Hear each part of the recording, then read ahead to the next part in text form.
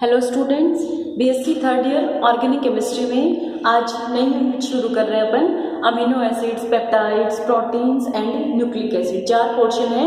आज हम शुरू करेंगे इसमें अमीनो एसिड। ठीक है, अब देखो इसके नाम से ही हमें समझ आ रहा है अमीनो और एसिड, यानी जिन कार्बनिक यौगिकों में अमीनो ग्रुप भी प्रेजेंट होगा, अमीनो यानी NH2 ग्रुप, और एसिड यानी COOH कार्बोक्सिलिक ग्रुप, ये दोनों ग्रुप प्रेजेंट होते हैं। उन कंपाउंड्स को हम क्या बोलते हैं? Amino acid. अमीनो यानी NH2 ग्रुप, एसिड यानी COOH। तो जिन कार्बनिक यौगिकों में, जिन ऑर्गेनिक कंपाउंड्स में अमीनो और कार्बोक्सिलिक दोनों ग्रुप प्रेजेंट होते हैं, उनको क्या बोलते हैं हम? Amino acids. ठीक है, अब अमीनो एसिड्स होते हैं, अपनी बॉडी का मेन पार्ट होता है, अपनी बॉडी कंस्टिट्यूएंट में अपन पढ़ते हैं प्रोटीन। ठीक है, तो प्रोटीन की जो सबसे छोटी इकाई होती है वो क्या होती है? Amino acids. तो प्रोटीन्स की यूनिट्स हैं, वही मिलके किसका फॉर्मेशन करते हैं? अमीनो एसिड्स का। तो जब प्रोटीन का जल अपघटन किया जाता है तो इसमें लास्ट प्रोडक्ट है वो क्या मिलना चाहिए हमें? Amino acids. ठीक है, तो प्रोटीन है, प्रोटीन किससे मिलके बनी होती है? पॉलीपेप्टाइड चेन से। तो प्रोटीन का हाइड्रोलिसिस होगा तो क्या बनेगा? पॉलीपेप्टाइड। पॉलीपेप्टाइड का होगा तो पेप्टाइड, और जब पेप्टाइड्स का जब हाइड्रोलिसिस होगा तो क्या बनेगा? Amino acid. ठीक है, तो प्रोटीन के जब हाइड्रोलिसिस करते हैं तो कम से कम 25 प्रकार के अमीनो अम्ल हैं वो हमें प्राप्त होते हैं। ठीक है, अब करते हैं अपन जो अमीनो एसिड्स हैं इनका classification.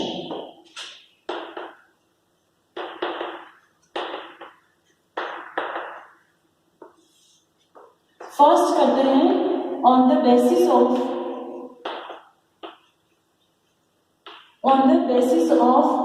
Number of NH2 and COOH group, यानी किसी भी अमीनो एसिड में NH2 और COOH ग्रुप है, इनकी संख्या के आधार पर। तो इनकी नंबर के NH2 ग्रुप है वो बेसिक नेचर का क्षारीय प्रवृत्ति का है, और COOH उसकी नेचर कैसी होती है? अम्लीय प्रकृति होती है।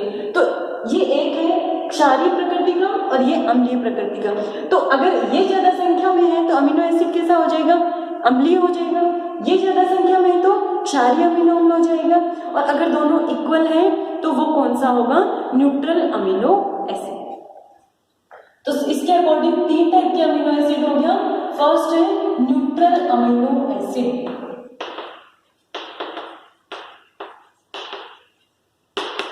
न्यूट्रल यानी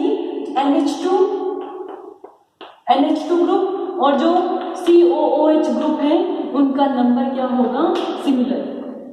तो किसी भी अमीनो एसिड में जितने NH2 ग्रुप है, अगर उतने ही COOH ग्रुप है, उसको अपन क्या कहेंगे? Neutral amino acid. इसका सबसे सिंपल जो अमीनो एसिड है ग्लाइसिन।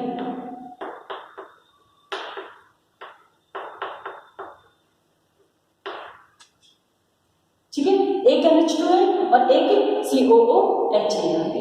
अगर एक हाइड्रोजन की जगह यहाँ CH3 आ गया,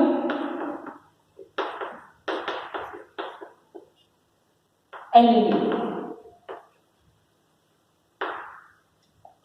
तो यहाँ पे भी देखो NH2 और COH दोनों एक ही है, यहाँ पे भी दोनों एक ही है। तो ये कौन सी कैटेगरी में आएगा? आपने न्यूट्रल अमीनो एसिड। न्यूट्रल जहाँ पे NH2 और COOH है, दोनों की संख्या है वो बराबर होगी। दूसरा देखो, तो न्यूट्रल में हम एग्जांपल लेंगे तो किसका दे सकते हैं? यहाँ पे glycine and alanine. Be basic amino acid. तो बेसिक अमीनो एसिड है, उनमें क्या होगा? मोर NH2 ग्रुप, यानी NH2 ग्रुप की संख्या है वो COOH के कंपैरिजन में क्या होगी? ज्यादा होगी। यहाँ पे देखो CH NH2COOH, ये तो न्यूट्रल है, लेकिन यहाँ पे CH2 4NH2 लाइसिन। इसके अलावा और हो सकता है इसमें आर्जिनिन, इसमें भी NH2 ग्रुप है, उसकी संख्या ज्यादा होती है। तो बेसिक अमीनो एसिड में क्या दे सकते हैं अपन, एक लाइसिन आ जाएगा और दूसरा कौन सा आ जाएगा, आर्जिनिन। सी आता है एसिडिक अमीनो एसिड। तो जो एसिडिक अमीनो एसिड है इसमें क्या होगा, मोर COOH ग्रुप, यानी यहाँ पे COOH ग्रुप है, इसकी संख्या क्या होगी, ज्यादा होगी। CH NH2 COOH CH2 COOH aspartic acid,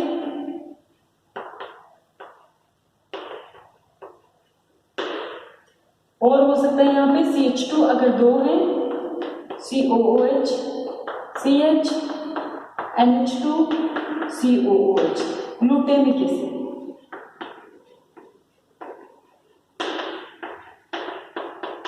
तो इस तरीके से ये क्लासिफिकेशन अपन ने किया कि किसी भी अमीनो एसिड में NH2 ग्रुप और COOH ग्रुप है वो कितनी संख्या में प्रेजेंट है, दोनों इक्वल हुए। न्यूट्रल अमीनो एसिड ग्लाइसिन और एलिनिन, अगर basic amino acid NH2 group है वो ज्यादा संख्या में होंगे, लाइसिन और आर्जिनिन इसके एग्जाम्पल आ जाएंगे। और एसिडिक अमीनो एसिड जहाँ पे COOH, यहाँ देखो 2 COOH है, NH2 तो केवल एक ही है, तो इसकी नेचर कैसी हो जाएगी, एसिडिक। तो इसमें आ जाएगा एस्पार्टेमिक एसिड और दूसरा कौन सा आ जाएगा, ग्लूटेमिक एसिड। अब दूसरे टाइप से क्लासिफिकेशन ये किसके अकॉर्डिंग किया है अपन ने, on the basis of number of NH2 and COOH group. Second अपन करते हैं कि NH2 और जो COOH ग्रुप है उनकी पोजीशन के अकॉर्डिंग।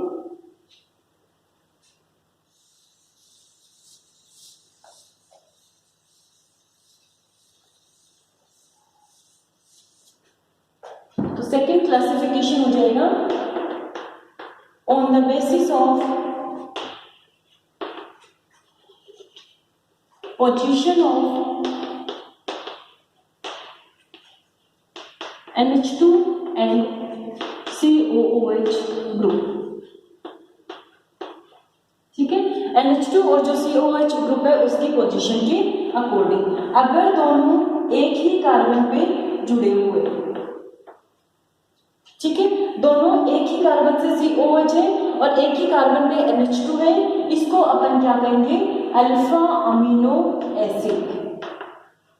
भाई COOH है उससे अल्फा हो गया और ये इससे अल्फा पोजीशन। तो एक ही कार्बन से जब NH2 और COOH ग्रुप जुड़े होंगे उसको अपन क्या कहेंगे, अल्फा अमीनो एसिड। अगर दोनों नियरेस्ट कार्बन पे है COOH NH2, इसको क्या कहेंगे, बीटा अमीनो एसिड। ये अल्फा और ये बीटा कार्बन, तो COOH से बीटा पोजीशन पे NH2 जुड़ा हुआ है तो ये हो जाएगा बीटा अमीनो एसिड। और अगर गामा पोजीशन पे जुड़े हुए हैं CH2 COOH NH2, उसको हम क्या कह देंगे, गामा अमीनो एसिड। इस तरीके से पोजीशन के अकॉर्डिंग अमीनो एसिड्स को 3 कैटेगरीज में डिवाइड कर दिया, alpha amino acid, beta amino acid और गामा अमीनो एसिड। जब दोनों एक ही कार्बन पे जुड़े हों, अल्फा नियरेस्ट पे हो बीटा और फर्स्ट और थर्ड पोजीशन पे हो, उसको अपन क्या कहेंगे, गामा अमीनो एसिड। ठीक है, अब देखो अमीनो एसिड की स्ट्रक्चर और इनकी स्टीरियोकेमिस्ट्री।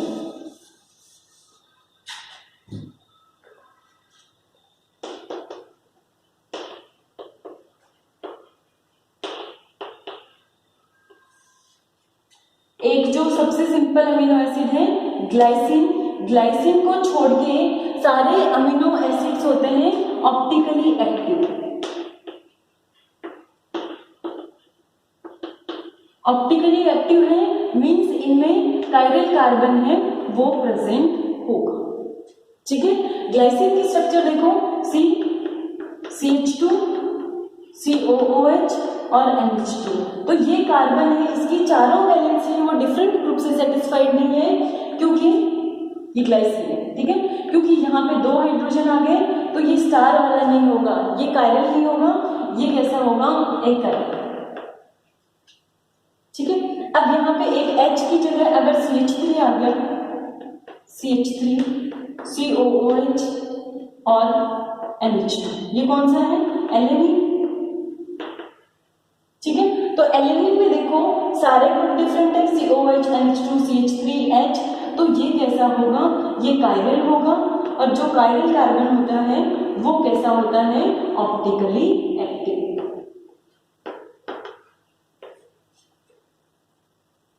ठीक है। तो कायरल होते हैं और ऑप्टिकली एक्टिव होते हैं, ठीक है। प्रोटीन का जब हाइड्रोलिसिस किया जाता है, जो सारे अमीनो एसिड्स मिलते हैं वो कौन सा अमीनो एसिड होता है, एल अमीनो एसिड्स, ठीक है। जिस तरीके से ग्लिसरल्डिहाइड का कॉन्फ़िगरेशन है उसके अकॉर्डिंग अगर इसका कॉन्फ़िगरेशन दे, ग्लिसरल्डिहाइड यानी CHO, CH2OH, H और ये OH, ये है ग्लिसरल्डिहाइड। तो यहाँ पे देखो जो OH ग्रुप है उसकी पोजीशन के अकॉर्डिंग 2 में डिवाइड कर रखा है, एक आ जाएगा कैपिटल D और दूसरा कैपिटल L, ठीक है। तो कैपिटल D का मतलब जिसमें OH ग्रुप है वो राइट साइड में होगा, और L मीन्स जिसमें OH ग्रुप है वो लेफ्ट साइड में होगा। तो ये तो ग्लिसरल्डिहाइड का क्लासिफिकेशन है। इस ग्लिसरल्डिहाइड के बेसिस पे ही अमीनो एसिड्स को भी D और L कॉन्फ़िगरेशन में डिवाइड कर रखा है। इसमें देखो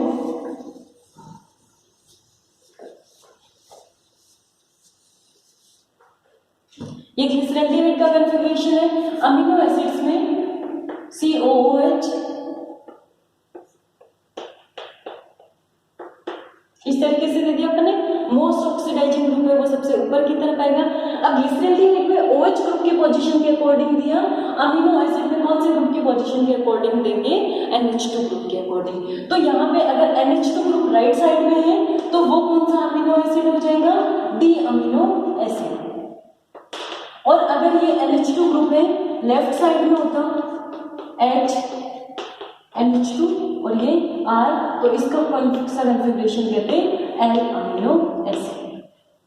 जितने भी नेचुरल अमीनो एसिड्स हैं जो नेचुरली प्रोटीन के हाइड्रोलिसिस से मिलते हैं, सबका कॉन्फ़िगरेशन कैसा होता है, L कॉन्फ़िगरेशन होता है, ठीक है। सारे अमीनो एसिड्स हैं ऑप्टिकली एक्टिव होते हैं क्योंकि उनमें कायरल कार्बन प्रेजेंट है। एक ही एक्सेप्शन है, कौन सा, ग्लाइसिन, क्योंकि ग्लाइसिन में कायरल कार्बन प्रेजेंट नहीं, ठीक है। तो ये हो गई इनकी स्टीरियोकेमिस्ट्री, DL कॉन्फ़िगरेशन इनका किस तरीके से होता है, ठीक है। अब इसमें देखो एक और इम्पोर्टेंट क्वेश्चन है, कई बार एग्जाम में पूछा जाता है, essential amino acid,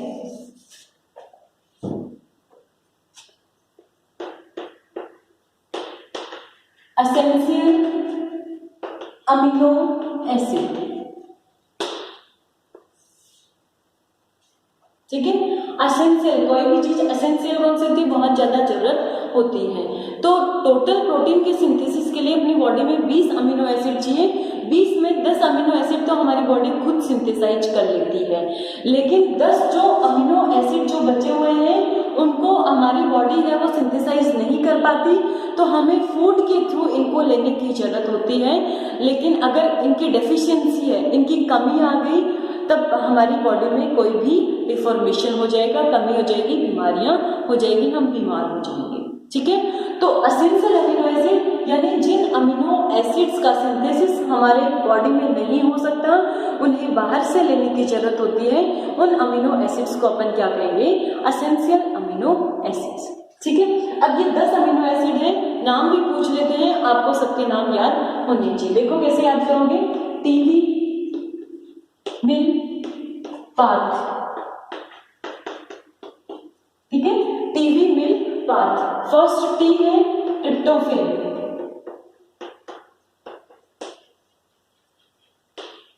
tryptophan, second we से वैलिन, एम से मिथियोनिन, ट्रिप्टोफैन, वैलिन, मिथियोनिन, आई से आइसोल्यूसिन, एल से ल्यूसीन, एक और एल है वो लाइसीन, LYCINE। P से फिनाइल एलेनिन,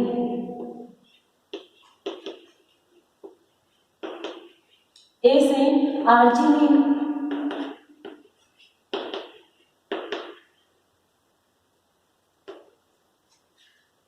T से थ्रियोनिन और H से आ जाएगा हिस्टीडीन। ठीक है, तो टीवी में path tryptophan, valine, methionine, isoleucine, leucine, lysine, phenylalanine, arginine, threonine और लास्ट कौन सा आ जाएगा, हिस्टीडीन। तो ये 10 जो अमीनो एसिड्स हैं वो एसेंशियल अमीनो एसिड हैं और इन्हें हमें डाइट के थ्रू लेने की जरूरत होती है, तभी हमारी बॉडी का अच्छे से डेवलपमेंट हो सकता है। अगर इनकी कमी रह गई तो कोई भी बीमारी हो जाएगी और हो सकता है कि प्रोटीन की डेफिशिएंसी हो जाए और डेथ हो जाए। कि प्रोटीन की डेफिशिएंसी क्यों होगी, क्योंकि ये अमीनो एसिड है वही पर्टिकुलर प्रोटीन का सिंथेसिस करेंगे तो उस प्रोटीन की हमारे शरीर में कमी आ जाए। ठीक है, तो नेक्स्ट क्लास में अपन पढ़ेंगे अमीनो एसिड्स का सिंथेसिस। Okay, thank you.